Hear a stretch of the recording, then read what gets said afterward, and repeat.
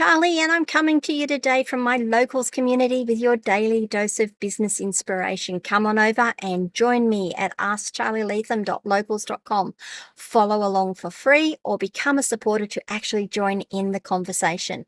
To be a supporter only costs $2 US per month. That ensures we aren't hit by spammers and trolls, but it also helps me to keep creating content like this, like my podcast and like my tutorials. And I really hope that you do like the content that I'm creating. Let's get on with today's daily dose of business inspiration. Yesterday, I spoke about systems. Today, I'm going to talk about processes and procedures because I think they all go hand in hand or hand in glove, if you like. So, systems are the things that allow your business to do things. Processes and procedures are about how your business does things. So they're the step-by-step guides. They're the written down guides as to what needs to be done and how it needs to be done. And I'll come back to that in a minute, within your business to make sure your business succeeds. Now, I said in that last bit there that it's about how it should be done. Now, that doesn't necessarily mean it has to be you will do this thing this way every time. A procedure can be, here's a guideline as to how it's done. If someone works out a slightly different way of doing it and still achieves the outcome that's needed, it may not be a problem. It might be, and that's something that you need to decide for your business. But it doesn't necessarily have to be a hard and fast, this is the way it will be done and the only way it will be done. Sometimes sometimes you need to look at the outcome of what you want and decide whether your procedure is flexible enough to handle that. This comes back a little bit to like the scripts that I was talking about a couple of days ago, or maybe a week or so ago. I don't know when that was now. But does it have to be exactly those words? Or can they differ to still give you the outcome you want and still protect your business? So processes and procedures are really, really important. The biggest challenge that I have with my processes and procedures, and I'm pretty damn good at writing processes and procedures. You do this, you do that, you copy this, you put that there, you hit publish here, you schedule this, blah, blah, blah. Every step I can document. The problem that I've been finding is, how do I share that with my team?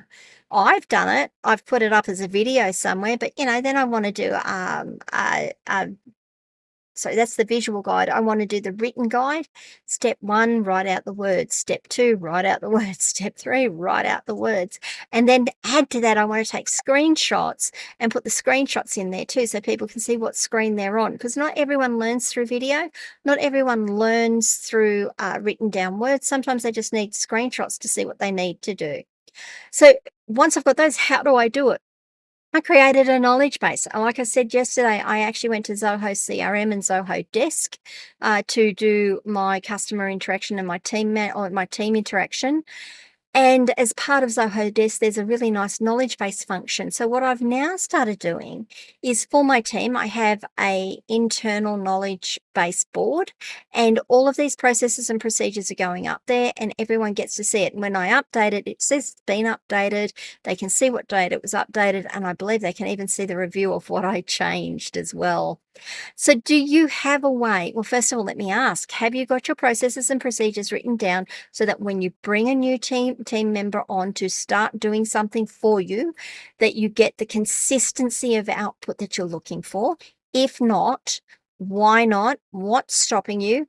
How can someone help you fix that? How can you help yourself fix that? And please don't say, well, it's something only I can do. There are very few things in this world that only I can do.